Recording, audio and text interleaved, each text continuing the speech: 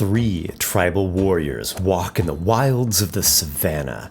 As they approach a stream, a lion pounces from the tall brush, a full-grown male lion. Powerful, built to kill. Who would win in this scenario? In just a moment, I'm going to actually play out this battle using D&D statistics and good old dice rolls. Well, virtual dice rolls. But let's get some details settled first. Each of the men carries one spear and one light secondary weapon, something like a hand axe, a club, or a dagger. Otherwise, they're not armored. It's an ancient savannah realm. It's inspired by historical Central or Southern Africa, a vast, sun-baked land of golden grasses and scattered trees. Life here is harsh and wild. Every hunt is a test of courage. Every outing brings dangers such as lions, hyenas, hippos, crocodiles, vipers, and many more. The warrior's tribe is small, but proud. This is a people hardened by generations of survival, living in one of the most mercilessly competitive environments. Aside from their hardiness and their weapons, the warriors also have their intelligence. They can strategize, they have language. These are massive advantages that people have over animals. So, at first glance, it might seem like the numbers favor the warriors. 3 men against 1 beast. Should be a quick win, right? But nature does not play fair. The lion is a devastating ambush predator. It waits for the perfect moment to strike, fast and brutal and without warning. It begins by focusing on one man. It hits hard and most likely takes him out before the others can even react. It has explosive speed, a terrific fanged bite that pierces deeply and breaks through bone, slashing claws capable of disemboweling prey in a single swipe. Its muscles are thick, its bones are dense. It has the reflexes of an apex predator. Now, in nature, it would be quite rare for a single lion to attack a group of 3 adult humans. The risk is just too high. But there are certain situations in which this could possibly happen. So in this scenario, we can imagine that the men have intruded too close to the lion's den where there are cubs. The animal's instinct to defend the pride and its territory are more powerful than generalized caution. Another comparison that's worth looking at in regard to this scenario is the Colosseum of ancient Rome. Sometimes a small group of condemned criminals were made to fight a single lion. They were unarmed or poorly armed, and they essentially always died. Other times, a single trained fighter would face a lion. These beast fighters wielded weapons, and they wore some amount of armor. Despite their combat skill and their equipment, they died to the lion much more often than they won. The lion is just so much stronger, faster, and it weighs a lot more. So how does our savannah scenario actually play out? Can 3 humans overcome one of the deadliest animals? Or does the lion tear through them before they can inflict enough damage? In the real world, it's honestly a toss-up. There are so many factors at play, and both sides are capable of such lethality. I think it'd be fair to say the odds are probably a bit in the lion's favor, though really the only thing that we can say with confidence is that the odds of none of the men dying are extremely low. The first guy who gets hit with that surprise pounce pretty much needs a miracle to survive. Looking at the Dungeons & Dragons stats, here's what's listed for the tribal warrior and the lion. The warrior is a medium humanoid, could be any race, in this case humans of course, and any alignment. Challenge rating is only 1/8. That is actually a very, very low challenge rating. Though keep in mind in D&D, this is on a big spectrum. It's compared to all the things like dragons and legendary heroes. His armor class is 12, hit points of 11, a typical speed of 30 feet. The only real strength to speak of is that the tribal warriors have pack tactics. They're good at coordinating their attacks together. It gives them advantage in melee. They have a number of weaknesses. They have low armor class, low hit points, low attack and damage. Again, in the real world, one of these warriors is quite effective. But in the fantasy world of an RPG, he really is on the low end of the spectrum because it's in comparison against player characters who are like superheroes and monsters like giants and beholders and liches. The lion is categorized as a large beast unaligned with a challenge rating of 1, armor class of 12, hit points of 26, a fast speed of 50 feet. In terms of strengths, it has keen smell, the same pack tactics, so it's just a single line this time, so that won't come into play. A pounce ability, which is going to be quite devastating at the beginning, and a running leap, which means the lion can jump particularly far. In terms of weaknesses, the lion also has low armor class and low hit points. I'm surprised actually how low the lion's AC and hit points are.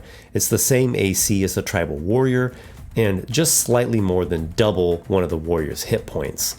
For comparison, I checked the 3rd edition lion stats, and it's actually a challenge rating of 3, not 1.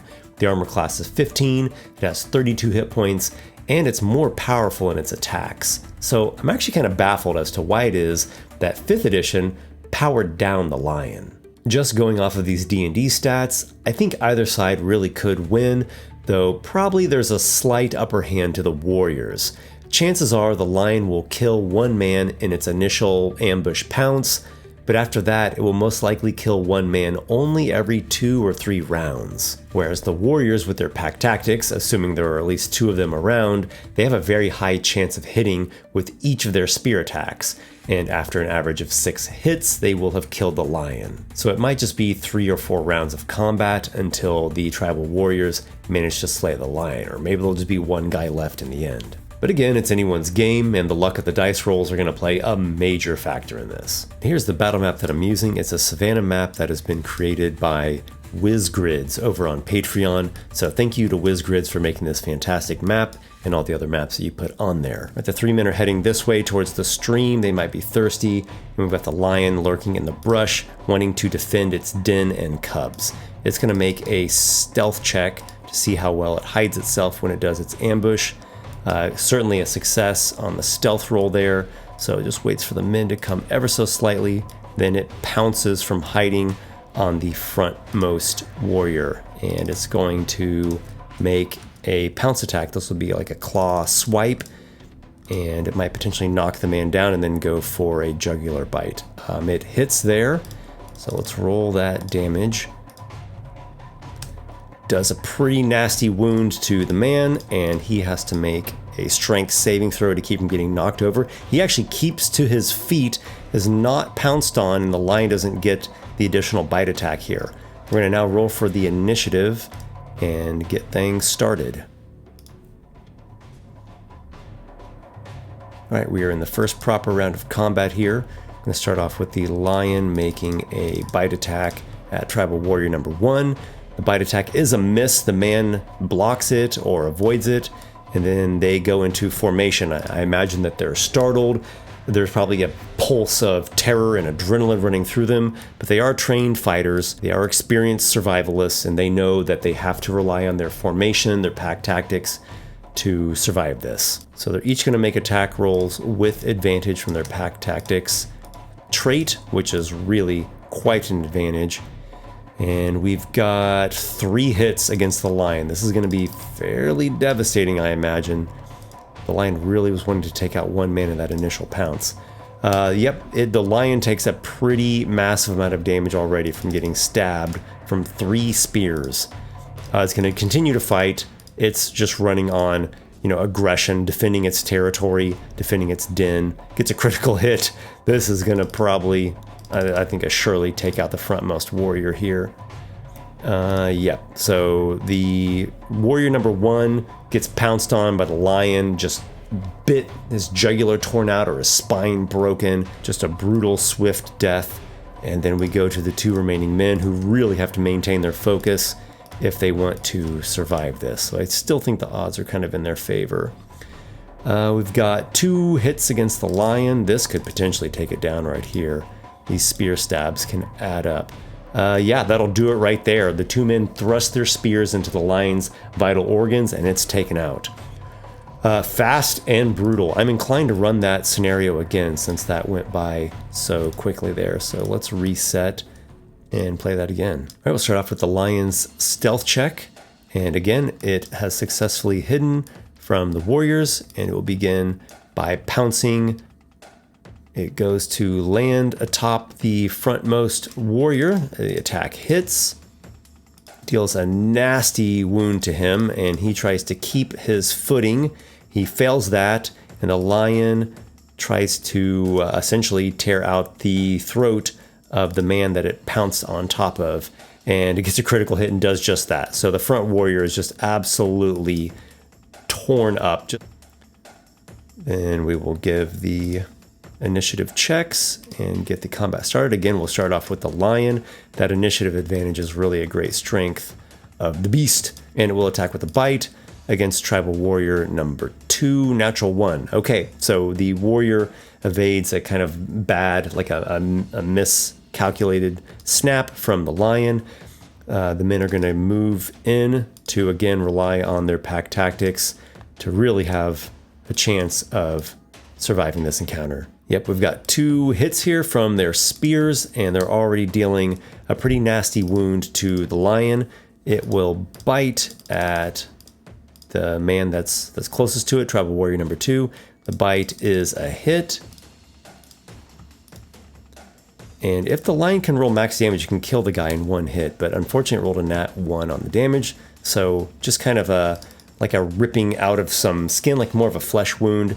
And then the men will fight on with their spear thrusts. All right, we've got a hit and a hit. We've got 2 more spear hits. This could potentially be lethal for the lion right now. The lion is left with 1 hit point. It's got multiple stab wounds. It's bleeding pretty badly, but it's not quite downed yet. I suppose it still does have a chance of winning this if it takes out that warrior and then doesn't get hit. Nope, it actually misses with its attack. I think the odds are squarely in the warrior's favor now. We've got a hit and another hit, and there they are. They've stabbed the lion to death once again. So brutality here in the savannah.